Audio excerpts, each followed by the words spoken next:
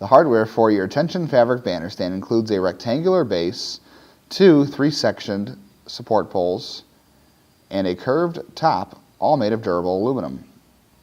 Begin setup by connecting one of the 3-section support poles that are jointed together and line up the push pin hole of the support pole over the push pin hole of the connecting pieces on the base, and the push pin will lock the support pole in place on the base.